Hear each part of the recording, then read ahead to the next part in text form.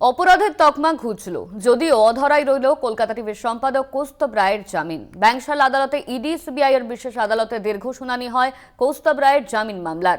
এর আগে হাইকোর্টে জামিন বাতিল হয়েছিল কৌস্তব রায়ের। উচ্চ আদালতে সেই রায়কে মান্যতা দিয়েই এবারও জামিন বাতিল হয় কৌস্তব রায়ের। তবে আদালতের পরামর্শ দীর্ঘ সময় পেরিয়ে যাওয়ায় মামলার ক্ষেত্রে বিচারক যে পরিস্থিতির পরিবর্তন দেখেছেন তা নিয়ে ফের হাইকোর্টেই জামিনের আবেদন জানাতে পারেন কৌস্তব রায়। পিনকন মামলায় জামিন খারিজ হয় কলকাতা টিভির সম্পাদক কৌস্তব রায়ের। মাননীয় বিচারকের রায়ে নিম্নলিখিত বিষয়ে অভিমত আকারে প্রতিফলিত হয়েছে। কলকাতা টিভির সম্পাদক কৌস্তব রায় এই আদালতে জামিন চেয়েছেন। কৌস্তব রায় জানিয়েছেন, তার চ্যানেলের খবরে কেন্দ্রে ক্ষমতায় থাকা শাসক দলের কাজের সমালোচনা হয়, সেই কারণেই কেন্দ্রীয় এজেন্সি ইডি তাকে টার্গেট করেছে। তিনি কোনো অপরাধ করেননি, প্রেডিকেট অফেন্সের সঙ্গেও যুক্ত নন। ইডি প্রথমে তার বিরুদ্ধে পিনকন থেকে 4,29,25,444 টাকা নেওয়ার অভিযোগ তুলেছিল। পরে সেই টাকার অঙ্ক কমে দাঁড়ায় 1,44,00,000। কৌস্তব রায় জানিয়েছেন, তার টিভি চ্যানেলে ওই টাকার বিজ্ঞাপন চালানো হয়েছিল। টেলিকাস্ট সার্টিফিকেট হিসেবে ট্যাম ও বার্কের রিপোর্ট দেওয়া হয়েছে এই দাবির প্রমাণ হিসেবে। বিচার প্রক্রিয়া শুরুর আগেই দীর্ঘ কারাবাসের অভিযোগও তুলেছেন কৌস্তব রায়। 2017 সালে খেজুরি থানায় হওয়া একটি মামলার সূত্রে এই মামলাটি দায়ের হয়। পিনকন গ্রুপ অব কোম্পানিজ জনসাধারণের কাছ থেকে প্রতারণার মাধ্যমে অর্থ সংগ্রহ করে। হাজার হাজার মানুষ প্রতারিত হন। মোট 638,56,00,000 টাকা প্রতারণার অভিযোগে দোষী সাব্যস্ত করা হয় পিনকন গ্রুপের চেয়ারম্যান মনোরঞ্জন রায়কে। সাজার আদেশের পর অর্থ পাচারের তদন্ত শুরু হয়েছে 2021 সালে। মূল মামলার নিষ্পত্তি হওয়ার সময় পর্যন্ত কোথাও কৌস্তব রায়ের নাম আসেনি। জামিনের আবেদনকারী কৌস্তব রায়ের নাম প্রথম প্রকাশ পায় 7 জুলাই 2023 সালে। ওই সময় সাজাপ্রাপ্ত মনোরঞ্জন রায় প্রেসিডেন্সি সংশোধনাগারে ছিলেন। কলকাতার একটি বেসরকারি হাসপাতালে চিকিৎসার জন্য ভর্তি ছিলেন মনোরঞ্জন রায়। মনোরঞ্জন রায়ের বিবৃতি রেকর্ড করতে যান ইডি আধিকারিকরা। তখন মনোরঞ্জন জানান, কৌস্তব রায়কে তিনি 1.5 কোটিরও বেশি টাকা দিয়ে সাহায্য করেছেন ব্যক্তিগত বন্ধুত্ব থাকার কারণে। পরে টাকা চাইলে কৌস্তব রায় সেই টাকা ফেরত দেননি, উল্টে হুমকি দিয়েছেন। কৌস্তব রায় এই বিষয়ে আদালতকে জানিয়েছেন, 2017 সাল থেকে মনোরঞ্জন সংশোধনাগারে রয়েছেন। প্রেডিকেট অফেন্সে মনোরঞ্জন একজন সাজাপ্রাপ্ত আসামি। হেফাজতে থাকাকালীন বহুবার তাকে জেরা করা হয়েছে, কিন্তু 2017 থেকে 2023 সালের 7 জুলাইয়ের আগে কখনো কৌস্তব রায়ের নাম আসেনি। যদি মনোরঞ্জন রায়ের এই বক্তব্যকে সত্যি বলে মেনেও নেওয়া হয়, তাহলেও পিনকন গ্রুপের আর্থিক তছরূপের সঙ্গে এই লেনদেনের কোনো সম্পর্ক নেই। এক্ষেত্রে এক বন্ধু অন্য বন্ধুকে বিপদে টাকা ধার দিয়েছেন শুধু।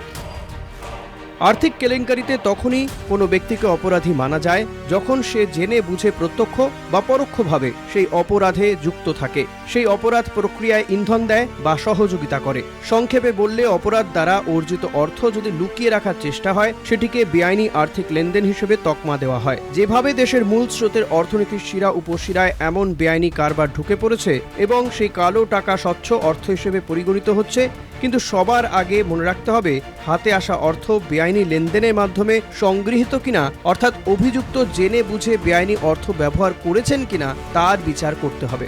আদালত মনে করে, বেআইনি অর্থ বাজারে নিঃসন্দেহে বিরূপ প্রভাব ফেলে। এর ফলে অপরাধীদের হাতে অর্থ জমা হয়, অপরাধীকে বারংবার অপরাধ করতে উৎসাহিত করে, অবশ্যই আরও অর্থ পাওয়ার তাগিদে। আর মুখোশধারী এই শক্তিশালী ব্যক্তিরা সমাজকে দুর্নীতির দিকে ঠেলে দেয়, যাতে নিরাপদে অর্থ আত্মসাৎ করার পথ সুগম হয়। তাই তদন্ত এক্ষেত্রে অনুপ্রবেশমূলক হতে হবে। সামাজিক স্বার্থে সুরক্ষা এবং ব্যক্তির অধিকারের মধ্যে ভারসাম্য বজায় রেখে তদন্তকারীকে তৎপর থাকতে হবে। পিএমএল আইনের 45 ধারা অনুযায়ী সরকার নিয়োজিত আইনজীবী অভিযুক্তের জামিনের আবেদনের বিরোধিতা করার সুযোগ না পেলে অভিযুক্তকে জামিন দেওয়া যাবে না। এই আইনজীবীর বক্তব্য শোনার পরে যদি নিশ্চিতভাবে মনে হয়, তাহলেই অভিযুক্তকে জামিন দেওয়া যেতে পারে। সেক্ষেত্রে দেখতে হবে, জামিনে থাকা অবস্থায় অভিযুক্ত যেন অপরাধ না করে। পিনকনের দেওয়া লেজারে 1 এপ্রিল যে ব্যাংকের ডিমান্ড ড্রাফটের উল্লেখ রয়েছে, আদালত সেই ডিডির তথ্য ইডির তদন্তকারী অফিসারের কাছে জানতে চেয়েছিল। ইডির আইনজীবী একটি পেন ড্রাইভ ও একটি ইমেল আদালতে জমা দেন। সেই নথি ও তথ্য খতিয়ে দেখে আদালত মনে করছে, আদালতের প্রশ্ন এড়িয়ে গেছে ইডি। ওই পেন ড্রাইভ ও ইমেলে ডিডি সংক্রান্ত কোনো তথ্য পাওয়া যায়নি। পিএমএল আইনের 19 নম্বর ধারায় গ্রেফতারি ক্ষেত্রে ইডি প্রায়ই আদালতকে জানায়, অভিযুক্ত তাদের প্রশ্ন সযত্নে এড়িয়ে গেছেন। এই সযত্নে এড়িয়ে যাওয়ার প্রসঙ্গটি ইডি প্রায়ই ব্যবহার করে। এক্ষেত্রে আইনি প্রক্রিয়া চলাকালীন আদালতের প্রশ্ন ইডি সযত্নে এড়িয়ে গেছে, যা দেখে আদালত বিস্মিত। আগামীর জন্য ওই পেন ড্রাইভ সংরক্ষণ করার নির্দেশ দিচ্ছে আদালত। 40টি বিল নিয়ে ইডিকে যে প্রশ্ন করেছিল আদালত, সেগুলিরও সন্তোষজনক উত্তর মেলেনি। পিনকনের তরফে যে বিলগুলি রিসিভ করা হয়নি সেগুলিকে প্রথমে জাল বলা হয়েছিল, বাকি বিলগুলি সঠিক বলা হয়। পরে যে বিলগুলিকে ইডি সঠিক বলে সেগুলিতে আবার পিনকনের স্বীকৃতি ছিল না। টেলিকাস্ট সার্টিফিকেটে ট্যাম ও বার্কের যে রিপোর্ট আদালত দেখেছে, প্রাথমিক ধারণায় মনে করা হচ্ছে অভিযুক্তের দাবি সঠিক হলেও হতে পারে। কৌস্তুভ রায় যে টাকা নিয়েছেন বলে ইডি দাবি করেছিল, সেই টাকার পরিমাণ কমে 1,44,00,000 টাকায় দাঁড়িয়েছে। ট্যাম বার্ক রিপোর্ট এটা প্রমাণ করছে যে পিনকনে বিজ্ঞাপন কলকাতা টিভিতে চলেছে।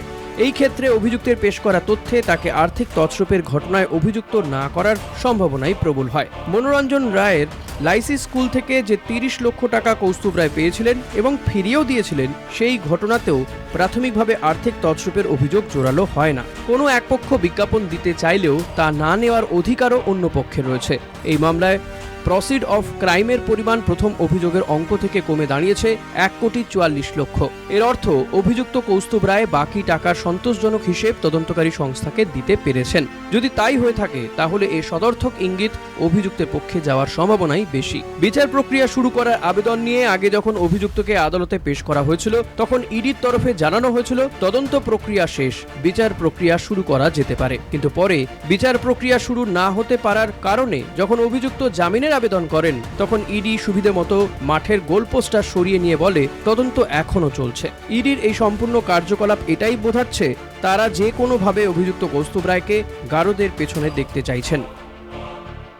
এনফোর্সমেন্ট ডিরেক্টরেটের আইনজীবীর বক্তব্য, অভিযুক্ত এখানে বিজ্ঞাপনের দর, বিজ্ঞাপনের রসিদ, ট্যাম বার্ক শংসাপত্র ইত্যাদি যেসব তথ্য পেশ করেছেন, তা হাইকোর্টে জামিনের আবেদন পেশ করার সময়ও দাখিল করেছিলেন। সেই সব তথ্য ও অন্যান্য বিষয়বস্তু পর্যালোচনা করেই 2024 সালের 2রা জানুয়ারি হাইকোর্ট তার জামিনের আবেদন খারিজ করে। কিন্তু আবেদনকারীদের সেই রায়ের পর আপাত দৃষ্টিতে পরিস্থিতির বদল ঘটেছে, যা এই রায়ে উল্লেখ করা হয়েছে। কিন্তু অভিযুক্তকে সেই আদালতেই জামিনের আবেদন করতে হবে যেখানে তার আগের আবেদন খারিজ হয়েছিল, অবশ্যই পরিবর্তিত পরিস্থিতির উল্লেখ করে, কারণ সেটাই বিচার বিভাগীয় শৃঙ্খলা, পবিত্রতা এবং বিচার বিভাগীয় ব্যবস্থা। এই অনুধাবনের পরিপ্রেক্ষিতে জামিন অনুমোদন করা যাচ্ছে না, তাই আবেদনটি খারিজ করা হলো।